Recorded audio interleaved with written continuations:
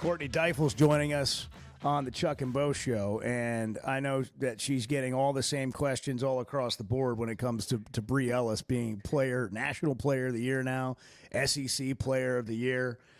Coach, what's something you could tell us about Bree that you haven't already said 15 times or 35 times in the last 3 weeks? Because her game pretty much speaks for itself, but this doesn't just happen either. No, it sure doesn't. And I don't know if there's anything that I haven't said because I've been lucky enough to get the opportunity to talk about her all the time. But the one thing I will say that I don't think I say enough, I'll say that, is she is a lockdown first baseman too. So, I think when you look at her offensive numbers and she's having one of the best offensive years ever, she is an anchor for our defense too. And so I think that she's an underrated defensive player. She's an underrated base runner. And so anyway, I'll hype that part of her game up. I don't think that gets enough attention. That's good. One thing I couldn't help but notice was over the weekend, every time they walked her, she went to first base with a smile on her face like she just lined one into left field. And lots of times great hitters, when they're walked over and over and over again, it'll affect them. It'll frustrate them. I never sensed that happened with her. No, great hitters want to hit. All hitters want to hit, but that's the thing that is so incredible about Bree is she knows she has so much faith in her team around her. So she has so much trust and belief in them, but she knows when she gets on base, it helps us. So you don't see her getting frustrated. She's frustrated. She wants to hit, she doesn't get to swing the bat that much, but she knows it helps us for her to be on base. And here's the other thing I'll say. I just thought of another one, and I've said this a couple times, so I'm not going to say I haven't said this, but in our Sunday game this weekend, her first pitch of her last at bat, she hit a tank, and the wind just took it foul. And it almost hit Bud Walton, you guys. She hit it. I saw it. She was a blast. Okay. Yeah. Okay. And the wind takes it and it goes foul, and she's, grinding in her at bat, and she ends up popping up to the right side. And it's a windy day, so we know, she ended up on second base. And they dropped it because of the wind, and she misplayed it. And then how they shifted, it was one defender, and that was it. And she ended up on second base. And there are just not many players like her that would end up hustling that ball out and being excited, celebrating with her team that she was on second base. And that's who Bree Ellis is. She is I will do anything for this team. She is an ultimate team player. And that in a snapshot is exactly who Bree is character-wise. She hits the tank, so that, she hits a lot of tanks. But there's just not many players built like her. She is really special. Coach, you have a great team, obviously. I think when you have a player like this, like she's getting attention from non-traditional places for softball. John Boy Media, who is hilarious in my opinion, he's got about 1 million Instagram followers, and he'll narrate, plays and games. We know John Boy in our house. Okay, all right, yeah. So he's got about 1 million Instagram followers. And he's talking about Bree Ellis being the best hitter in softball history, and it's fun and exciting. But my point is, when you have a star like that, and then you have a group around the star, and other players are All-Americans on this team too, but they all seem to gel and together. But it's a unique blend, I guess, is what I'm saying. Sometimes you can have a great team, but man, it seems like the best teams have that star. And then they've got people around them that also, it's like they raise their game, and everybody's sort of lifting each other in their game. It feels like, just watching from the outside, that's sort of happening with your team. Yeah, absolutely. It's such a unique blend. You're exactly right. And it's a group of individuals that are completely bought into the team. And we have a star in Bree Ellis. We have a lot of stars. So we have a lot of stars. But Bree Ellis is a star that doesn't act like a star, and when you talk to her, you have to make her talk about herself. And I think that's the biggest thing is she gives so much credit to her team, and it's so tough coming into play our offensive lineup because you do put a lot of emphasis on Bree Ellis. How are we going to get Bree Ellis out? What are we going to do with Bree Ellis? we have Courtney Day behind her. Are we going to choose to go to Courtney Day? Well, she made them pay for that on Saturday. And then the bottom of our order made them pay for not really going at her on Sunday, and it's someone different every day, but it's how they play together, how they build each other up, how they trust each other. And then you have our star that doesn't act like a star. She grinds, she works, she builds her teammates up. And that's what this team is made up of a bunch of players like that. And it's really, really special.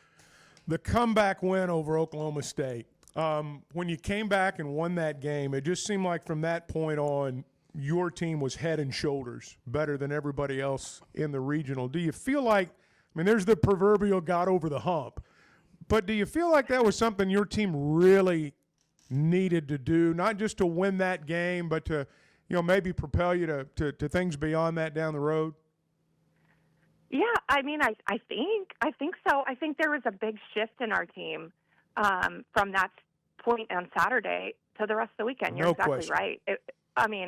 But I think when you sit in that game on Saturday and it feels like, dang, this isn't going our way. They weren't outplaying us by any means.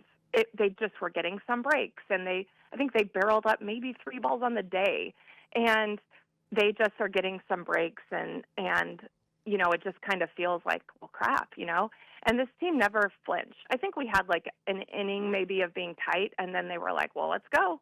And there was a difference in this team in the last 2 innings for sure, but it kind of shifted in that 5th inning. And what I'll say too is our fans were incredible on Saturday. And a lot of times when you're in Baum or Bogle, like they love big hits. They love big offense. And sometimes the big offensive hit gets them going. Well, no, they stood up, especially in the 7th inning when we were down 3, and they got the whole stadium up cheering for this team, and this team just rallied. They felt it down in their core, like it's just a matter of time, we're going to get this.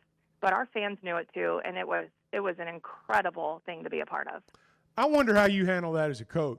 I've seen coaches, you huddle the team up, you make a great speech. I've seen other coaches just stay away and let the players figure it out. How do you handle moments like that? Well, those moments, to me, I'm just trying to get them hyped too, like trying to get the fans up because I'm feeling it too.